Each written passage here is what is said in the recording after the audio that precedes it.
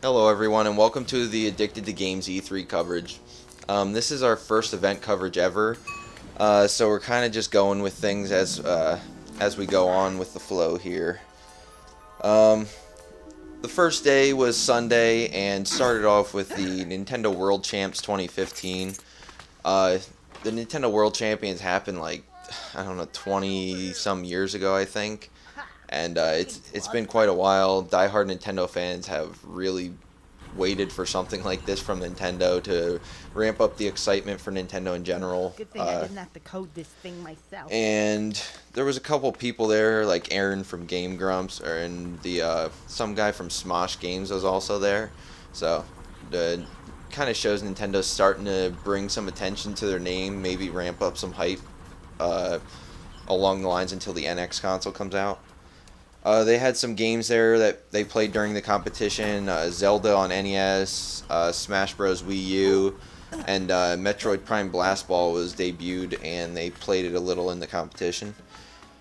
Kevin Pereira was hosting, which was cool seeing him back in the G4 days. I mean, even at the end of G4, I remember watching him on Attack of the Show. But the final game was Super Mario Maker. That was the final game of the competition, and the winner was John Numbers.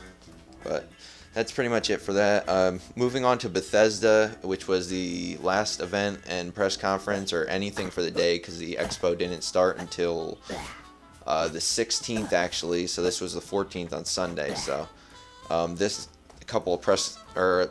of the press conferences happen before E3 Expo actually opens. But there was an Adam Sessler Morgan Webb pre-show, which again, more people from G4. It's great seeing them still in the gaming scene. And then their first game they debuted was Doom, which I'm psyched for this. This game was not even on my radar until I seen this.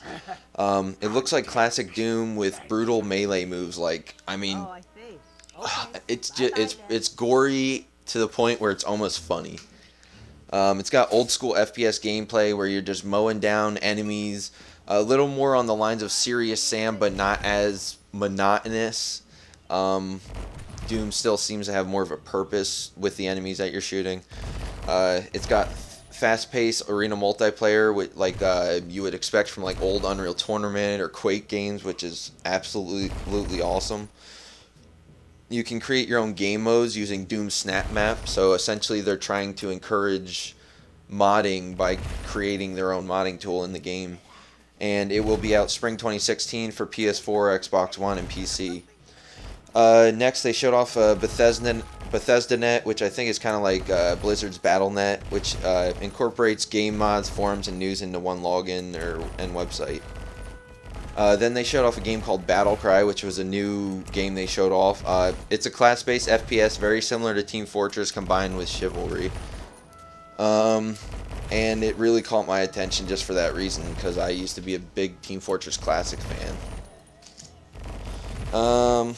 Dishonored 2 was shown, which more stealth action gameplay along the lines of what you'd expect from the game. And this time you can choose between a male and female character who both play differently. And it's coming to PS4, Xbox One, and PC.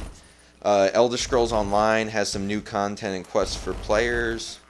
Then they have a Elder Scrolls Legends card game coming out, which is free to play for PC and iPad, which I guess is kind of along the lines of something like Hearthstone. And Fallout 4, you can answer in-game questions with various responses. Features crazy visuals for an open-world game. VATS is real-time now. The game is confirmed as based in Boston. And a real Pip-Boy will be included in the collector's edition that uses your app on your phone to make it function like a real Pip-Boy. Finally, they announced Fallout Shelter, which is for iPhone. It's free to play. You can manage a vault by yourself, like the food sources, the energy, as if the nuke or whatever already hit, and you're trying to survive underground. and it's out now. And some final details they announced about Fallout 4 at the end. You can build and defend a base, which is crazy. It almost sounds like these survival games they have out now, like Daisy and whatnot. You can find materials and build weapons or modify them, again like a lot of survival games. And you can even modify your armor as well as other parts of your character too now. And it launches on November 10th, 2015, probably for PS4, Xbox One, and PC, I guess.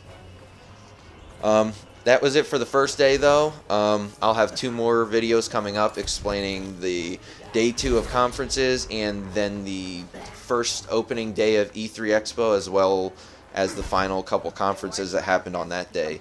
So there's those 2 videos, and then I'll have a final video just wrapping up all the other information that the conferences didn't cover and giving my final thoughts on the E3 in general. I mean, I'm really hyped for this. All these press conferences had games I wanted. Gaming is here. Next gen is on fire right now.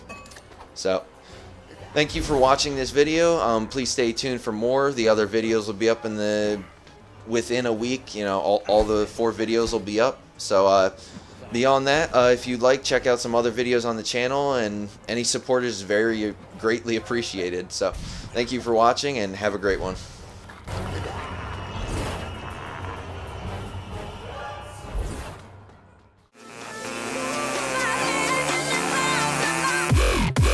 Let's go.